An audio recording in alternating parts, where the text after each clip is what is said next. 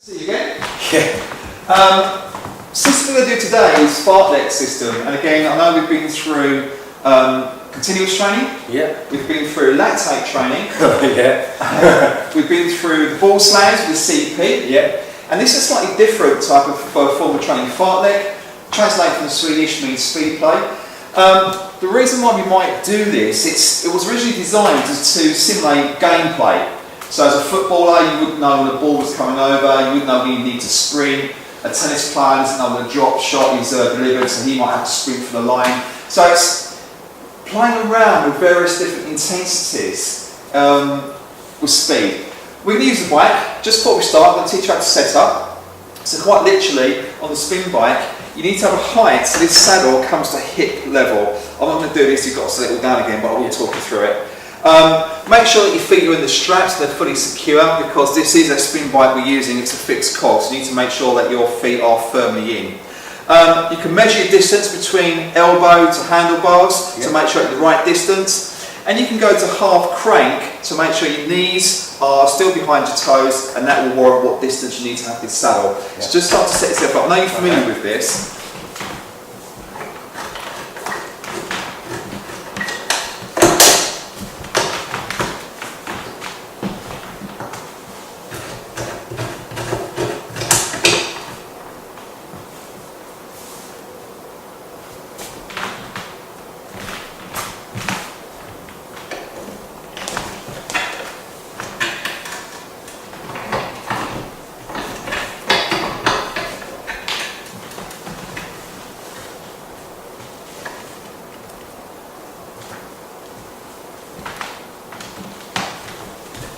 Second.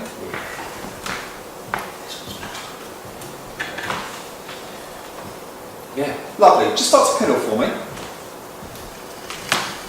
And there's various ways of delivering fartlek, and as we say, it's random work, it's random workload, and it's random rest.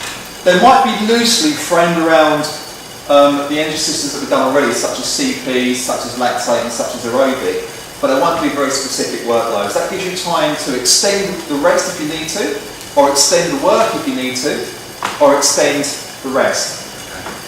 So you can do this on many different pieces of kit. We've chosen the bike because it's a nice, simple way to use fartlek, and you can use visualization as in the bike ride. You could in fact do this on a treadmill if you wished, using just simple 4 commands. You could use a command of sprint, command of run, command of jog, and a command of walk.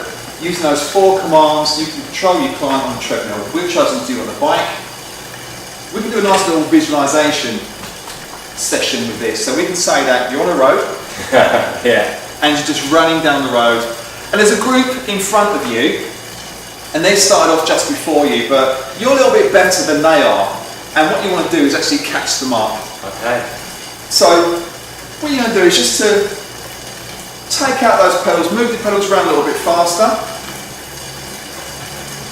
Make sure your feet stay parallel to the floor. Make sure your abs engaged. Make sure your back is straight. Make sure your head stays nice and neutral.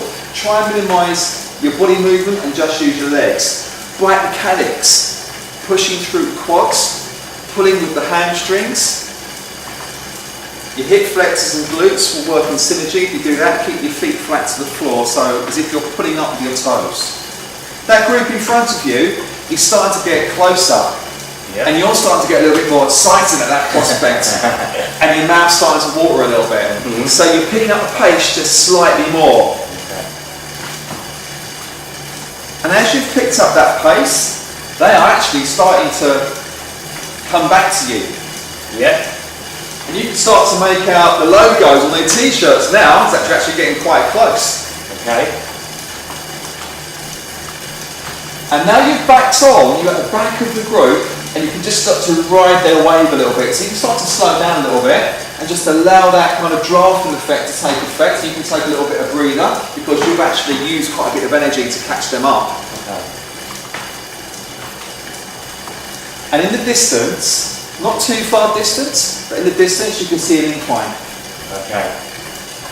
And remember, we've used that scale of 1 to 10 in the past. Yeah, we have. 10 being hard and 1 you're at your home watching TV eating bonbons. and we're going to use that scale to get up this hill. Okay.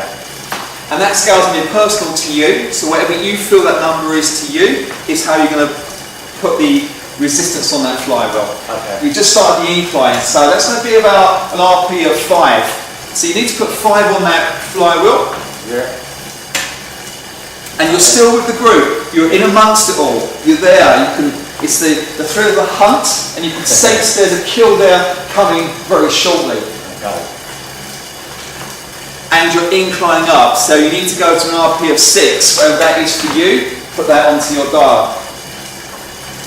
Fantastic. Just maintain form and keep there. Using those legs, Yeah, I feel it in the leg certainly. pushing down with the quads, pulling Yeah. up the hamstrings, so they're both helping each other.